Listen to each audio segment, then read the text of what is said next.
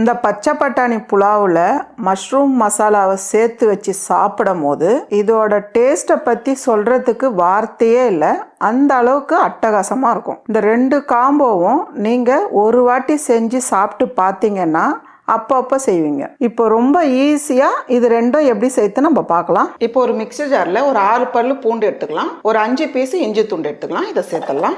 கூடவே 6 பச்சை மிளகா உங்கள் காரத்துக்கு ஏற்ற மாதிரி சேர்த்துக்குங்க. 1 டீஸ்பூன் அளவுக்கு மிளகு, கூடவே ஒரு 1/4 கைப்பிடி அளவுக்கு கொத்தமல்லி. லைட்டாக தண்ணி சேர்த்து இதை அரைச்சி எடுத்துக்கலாம். இந்த அளவுக்கு அரைச்சி எடுத்துக்கோங்க.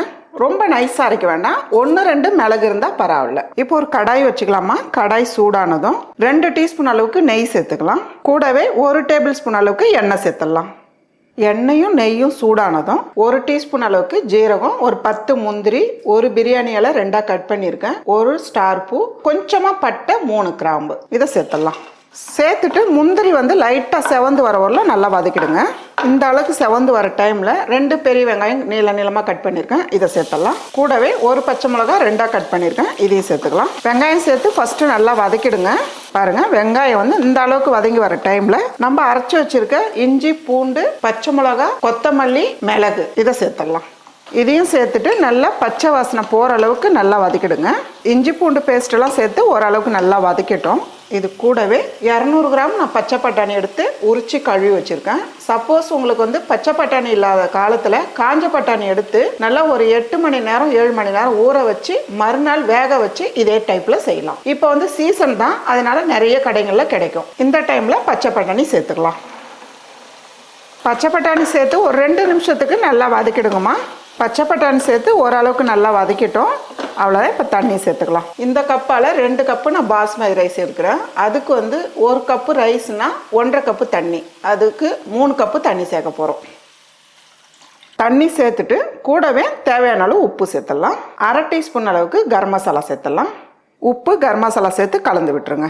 ரொம்ப நேரம் கொதிக்க வேண்டியதில்லை, கொஞ்சம் நேரம் விட்டால் போதும். பபிள்ஸ் வந்தால் நம்ம அரிசி சேர்த்துக்கலாம். கொதிச்சிட்ருக்கு, நம்ம பார்க்கலாம். ஃபுல்லாக கொதிக்க வேண்டியதில்லை, இந்த அளவுக்கு கொதி வந்தால் போதும். நான் எந்த கப்பில் தண்ணி சேர்த்துருக்கோமோ அதே கப்பில் ரைஸ் எடுத்துருக்கோம். பாஸ்மதி ரைஸ் 2 கப்பு எடுத்து ஒரு 10 நிமிஷம் ஊற வச்சுருக்கேன். இதை சேர்த்துக்கலாம். தண்ணி வடிகட்டி சேர்த்துக்குங்க. அரிசி சேர்த்துட்டு கூடவே 1/2 லெமனும் அரிசியும் சேர்த்துட்டு லைட்டாக கலந்து விடுங்க. கிளறது அரிசி உடையிற அளவுக்கு கிளறக்கூடாது, இந்த அளவுக்கு கலந்து விட்டால் போதும். ஒரு மீடியமான தீயில ஒரு 10 நிமிஷம் அப்படியே விடலாம். பாருமா, 10 நிமிஷம் ஆயிடுச்சு, நம்ம பார்க்கலாம். தண்ணியெல்லாம் நல்லா இழுத்துட்டு ரைஸ் நல்லா உதிரியாக இருக்குது பாருங்கள். இன்னும் கொஞ்சம் ஈரப்பதம் இருக்குது. இது நம்ம தம் போட்டுடணும். லைட்டாக கலந்து விடுங்க. ஃபுல்லாக ட்ரை ஆனதுக்கப்புறம் நீங்கள் தம் போடாதீங்க, கொஞ்சம் லைட்டாக தண்ணி இருக்கணும். அந்த டைமில் தம் போட்டுருங்க. இப்போ ஒரு தோசை தவா வச்சிடலாம். இப்போ இது மேலே வச்சுட்டு ஒரு 2 நிமிஷத்துக்கு அடுப்பு தீ ஃபாஸ்ட்டாக வச்சுட்டு தோசை தவாவை சூடு பண்ணிவிடுங்க. மூடிடலாம். இப்போ ஒரு 5 நிமிஷம் நம்ம மூடி வைக்கலாம். அடுப்பு தீ குறைச்சி வச்சுடுங்க. பாருங்கம்மா, 5 நிமிஷம் ஆயிருக்கு, நம்ம பார்க்கலாம். தண்ணி ஃபுல்லாகவே இழுத்துருச்சு பாருங்கள். ரைஸ் உடையாமல் நல்லா உதிரியாக இருக்குது பாருங்கள். இது மேலவே ஒரு 1/2 டீஸ்பூன் அளவுக்கு நெய் சேர்த்துடலாம். நெய் தேவைப்பட்டால் சேர்த்துக்குங்க, இல்லைன்னா விட்டுடலாம். தேய்ச்சி விட்டுருங்க. அதுக்கப்புறம் கலந்து விடுங்க. சாப்பிட்றதுக்கு நல்லா சரியான டேஸ்ட்டில் இருக்கும். அவ்வளோதாம்மா, நல்ல ஒரு டேஸ்டான பச்சை பட்டாணி புலாவ் ரெடி. இதுக்கு மேட்சாக காளான் மசாலா எப்படி சேர்த்துன்னு பார்க்கலாம். இப்போ ஒரு பேன் வச்சுக்கலாமா. பேன் சூடானதும் 1 டேபிள் ஸ்பூன் அளவுக்கு மல்லி, 1 ஸ்டார் பூ, 4 கிராம்பு, 1 துண்டு பட்டை, 2 ஏலக்காய், கொஞ்சமாக கல்பாசி இதை சேர்த்துடலாம். கூடவே 2 டேபிள் ஸ்பூன் அளவுக்கு மிளகு. இந்த கிரேவிக்கு காரமே வெறும் மிளகு தான், அதனால் மிளகு உங்களுக்கு எவ்வளோ தேவைப்படுதோ நீங்கள் அதுக்கேற்ற மாதிரி சேர்த்துக்கலாம். இதெல்லாம் சேர்த்து கொஞ்ச நேரம் நல்லா வறுத்து எடுத்துக்கலாம். இந்த அளவுக்கு வரப்பட்டு வரும்போது 4 மிளகாய் சேர்த்துக்கலாம். நான் காஷ்மீர் மிளகாய் சேர்த்துக்கிறேன், இதில் காரம் இருக்காது. நீங்கள் சாதாரணமாக காஞ்ச மிளகாய் சேர்க்குறவங்களா இருந்தால் 3 காஞ்ச மிளகாய் சேர்த்துக்குங்க, போதும்.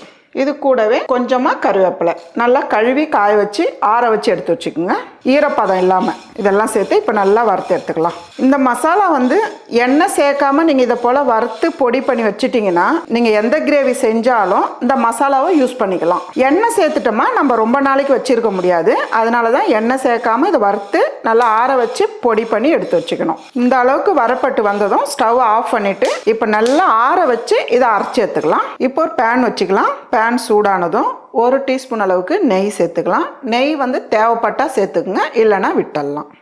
இது கூடவே 2 டேபிள் ஸ்பூன் அளவுக்கு எண்ணெய் சேர்த்துடலாம். எண்ணெய் சூடானதும் 1/2 டீஸ்பூன் அளவுக்கு சோம்பு சேர்த்துடலாம். கூடவே 3 கிராம்பு சேர்த்துடலாம்.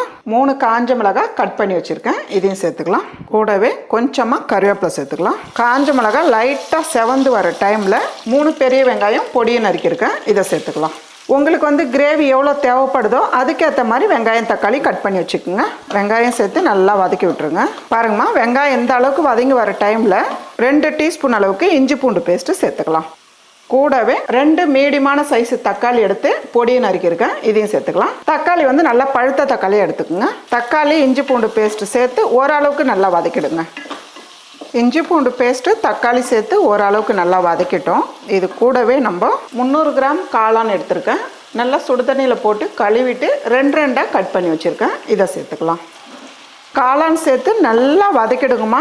நல்லா வதங்க நல்லா சுருண்டு வரும், அது ஓரளவு நல்லா வதக்கிடுங்க. பாருங்கம்மா, காளான் சேர்த்து ஒரு 2 நிமிஷத்துக்கு இந்த அளவுக்கு நல்லா வதக்கினீங்கன்னா காளானில் இருக்க தண்ணி எந்த அளவுக்கு வந்திருக்கு பாருங்க. நம்ம லைட்டாக வதக்கிட்டோமா, அடுத்தது நம்ம தண்ணி சேர்க்குறோம்னா காளானில் இருக்க தண்ணியை நிறைய இறங்கிடும். எவ்வளோ தண்ணி சேர்த்துருக்கோன்னு தெரியாது, அதுக்காக தான். தக்காளியும் நல்லா வதங்கிடுச்சு, அதே போல் காளானும் நல்லா வதங்கி இந்த அளவுக்கு தண்ணி வந்திருக்கு. இப்போ நம்ம மசாலா சேர்த்துக்கலாம். நம்ம வறுத்து ஆற வச்சிருக்க மசாலா இப்போ நம்ம இதை சேர்த்துக்கலாம். இதில் ஒரு 4 டீஸ்பூன் அளவுக்கு மசாலா சேர்த்துக்கலாம். உங்களுக்கு காரம்னும் தேவைப்படுதுன்னா நீங்கள் கூடுதலாகவே சேர்த்துக்கலாம். கூடவே தேவையான அளவு உப்பு சேர்த்துட்டு நல்லா கலந்துருங்க. உப்பு காரம் பார்த்துட்டு உங்களுக்கு மசாலா இன்னும் தேவைப்பட்டால் நம்ம அரைச்சி வச்சுருக்க மசாலாவே இன்னும் கூட சேர்த்துக்கலாம். நீங்கள் தண்ணியே சேர்க்கலை, வெறும் காளானில் இருக்க தண்ணி தான்.